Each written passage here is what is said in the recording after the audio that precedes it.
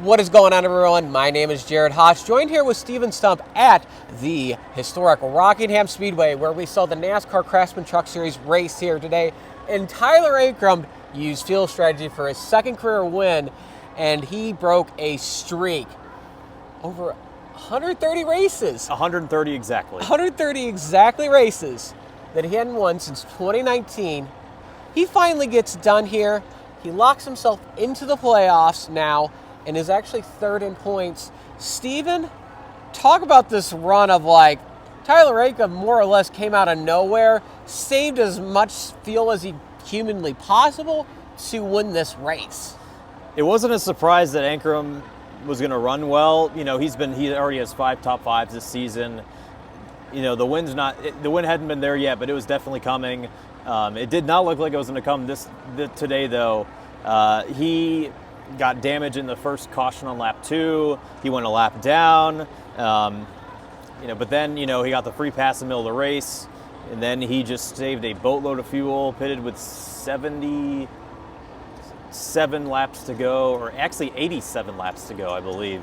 And, the rest of the field pitted about 7 laps later than him. The final 77 laps went green, and he just put on a clinic of fuel saving. He also talked about it in his post-race press conference. He said that he's not completely sure why he's good at it, but road course racing and fuel saving are 2 of his best strong suits in this series. And as we said, 130 races, it's the longest truck streak broken. And again, it wasn't even close. He fuel saved better than everyone. Only 7 trucks in the lead lap, won by over 6.5 seconds. And Chandler Smith and Lane Riggs, who dominated the race all day, they were probably the biggest challenges of Tyler. They pitted 7 laps later, and yet they both ran out with about 5 and 2 to go. Yeah, Tyler Ankrum definitely feels like this has been a big maturing process since his first win. He talked about that in his presser as well. But fuel strategy was a part of the attrition, but that wasn't the only attrition that happened in the race. We had a lot of, especially ThorSport trucks, having issues. And even with the wreck with Stuart Friesen, when he said in the FS1 interview that he was he was pretty beat after that with that hard hit, and he definitely had a torn up right rear of his truck, was just basically gone. But the attrition really affected ThorSport, sans Jake Garcia. Yeah, Jake Garcia finished second. He won the pole, led the first 43 laps. He tied his career best finish in the Truck Series, but outside of that, ThorSport had a race to forget. Majeski wrecked. Luke Fennes blew an engine. Matt Crafton had a battery issue and a fire. Ben Rhodes lost power steering in the first 3 laps of the race. So it was just a disastrous day. But again, it was attrition all around. For example, Nathan Bird finished 14th, his career best finish, but he finished 14th 2 laps down. Corey Day had issues. He finished 22nd 6 laps down. So as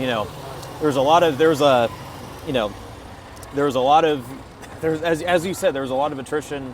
And, definitely, I don't think we definitely expected to see it in this one. Yeah, there's some benefactors of that. He's mentioned Nathan Bird as Jack Wood scored his first top 10 since 2023 when, he was with Kyle Busch Motorsports. So some people faltered in this situation with on the bad end of the stick with this attrition in the race, and some people were able to score a good finish out of this. But Steven, like I said, want to end up with the racing groove. It actually kind of expanded when I talked to the drivers post-race. There were some concerns that we've had a repave here at Rockingham, that'd just be a one-route racetrack. You wouldn't be able to pass. And Rockingham seems like it was known to have 3 racing grooves. It looks like we're at least getting to 2, and there was possibly at times 3 racing grooves.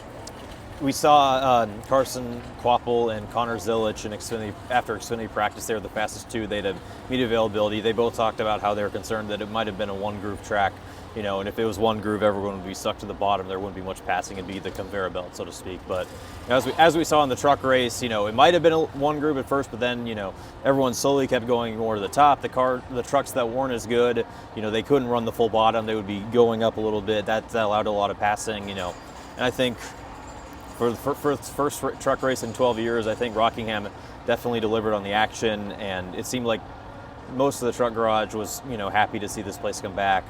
Talked with Lane Riggs. post-race. He ended up 11th after running out of gas.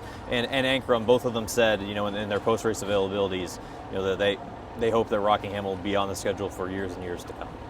Well, like Truck Series broke a streak of, last race here was 2013. Xfinity Series, they'll break an even longer streak of 21 years since they haven't raced here in 2004.